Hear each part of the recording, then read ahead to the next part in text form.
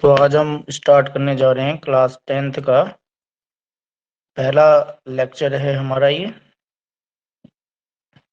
तो इसमें आज हम स्टडी करेंगे लाइट, रिफ्लेक्शन एंड रिफ्रैक्शन।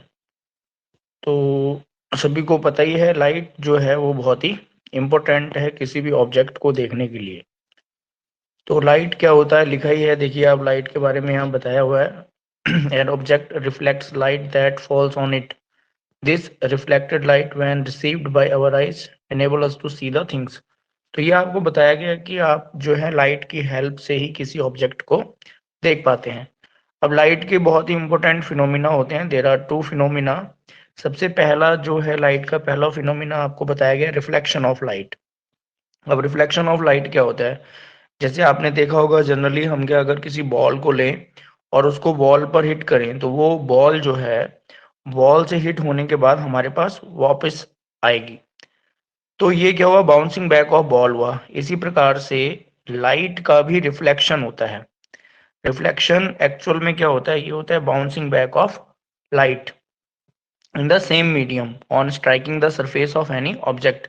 अब ये जो सरफेस होता है उस सरफेस को हम बोलते हैं रिफ्लेक्टिंग सरफेस। रिफ्लेक्टिंग सरफेस के हिसाब से, मतलब उसके नेचर के हिसाब से रिफ्लेक्टिंग सरफेस हमारे पास किस तरीके का है, वो स्मूथ सरफेस है या रफ सरफेस है। अगर स्मूथ सरफेस होगा तो वहां पर हम बात करेंगे रेगुलर रिफ्लेक्शन की, और अगर रफ सरफेस होगा तो वहां पर हम बात करेंगे इरेगुलर रिफ्लेक्शन की। अब रेगुलर रिफ्लेक्शन क्या है, आप इस डायग्राम में देख पा रहे होंगे। देखिए जो इसको मैंने यहाँ पे स्टार बनाया है, ये आपका रेगुलर रिफ्लेक्शन का टाइप है।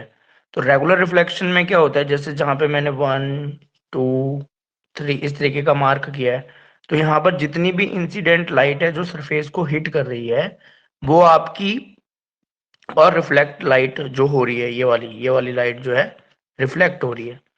तो लाइट हिट करने वाली और रिफ्लेक्ट होने वाली, देखिए उनका एक रेगुलर पैटर्न आपको देखने को इसमें मिल रहा है। लेकिन इस वाले में ये जो डिफ्यूज है, डिफ्यूज वाले में क्या हो रहा है कि हिट करने वाली लाइट का तो पैटर्न है, लेकिन जो रिफ्लेक्ट होने वाली लाइट है उसका कोई एक रेगुलर पैटर्न नहीं है, इसलिए हम इसको डिफ्यूज रिफ्लेक्शन बोलेंगे। तो रेगुलर रिफ्लेक्शन और डिफ्यूज रिफ्लेक्शन, ये दो टाइप का हमारे पास रिफ्लेक्शन होता है। ठीक है भाई। तो इस तरीके से हम रिफ्लेक्शन को क्लासिफाई करते हैं। तो रेगुलर रिफ्लेक्शन में क्या होगा, जब हमारे पास कोई भी स्मूथ और वेल पॉलिश्ड सरफेस होगा, वहां पर इंसिडेंट रेज जो हैं जो पैरेलल फॉर्म में फॉल कर रही हैं, वो रिफ्लेक्ट होने के बाद भी एक रेगुलर पैटर्न को शो करेंगी। और जो इरेगुलर होगा या डिफ्यूज होगा उसमें आपको रेगुलर पैटर्न देखने को नहीं मिलेगा। इसके बाद हम बात करेंगे लॉज ऑफ रिफ्लेक्शन की। तो लॉज ऑफ रिफ्लेक्शन में जाने से पहले मैं आपको ये बताना चाहूंगा कि रिफ्लेक्शन में जो रिफ्लेक्शन के मेन टर्म्स हैं, जैसे यहाँ पर आपको दिखाई दे रही है इंसिडेंट रे। तो इंसिडेंट रे क्या होती है? इंसिडेंट रे वो है जो आपके किसी भी रिफ्लेक्टिंग सरफेस पर सबसे पहले हिट करेगी।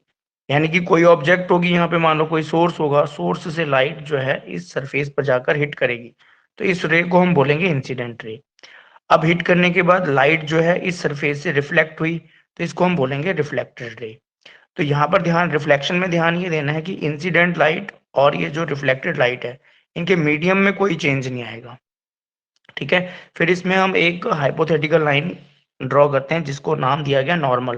तो नॉर्मल एक हाइपोथेटिकल लाइन होती है जो रिफ्लेक्शन के लॉज को स्टडी करने के लिए, या हम अपने कन्वीनियंस के लिए या अपने सहूलियत के लिए इसको ड्रॉ करते हैं। तो नॉर्मल एक्चुअल में होता है क्या है, ये सरफेस पर एक हम परपेंडिकुलर गिराते हैं जो 90 डिग्री का एंगल बनाएगा।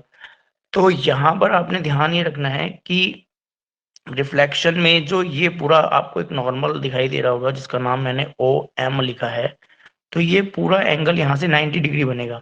इधर हम ए लिख देते हैं, ओ एम ए 90 डिग्री होगा। अब नॉर्मल का इंसिडेंट रे के साथ जो एंगल बनेगा इसको बोलते हैं एंगल ऑफ इंसिडेंस, इसको आई से शो करते हैं।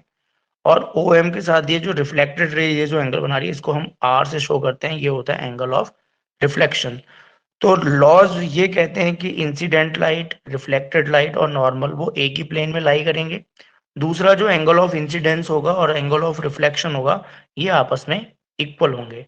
तो ये रिफ्लेक्शन ऑफ लाइट होता है, ये लाइट की पहली प्रॉपर्टी होती है। तो नेक्स्ट लेक्चर में हम आगे डिस्कस करेंगे रिफ्लेक्शन मिरर से किस प्रकार का होता है, प्लेन मिरर से रिफ्लेक्शन किस तरीके का होगा, स्पेरिकल मिरर से रिफ्लेक्शन किस प्रकार से होगा, किस प्रकार से इमेज बनेंगी। तो इन सब के बारे में हम लेक्चर नंबर 2 में आगे डिस्कस करेंगे और आप हमसे जुड़े रहिए। इसी तरीके से आपको डे बाय डे ये लेक्चर मिलते रहेंगे। Thank you.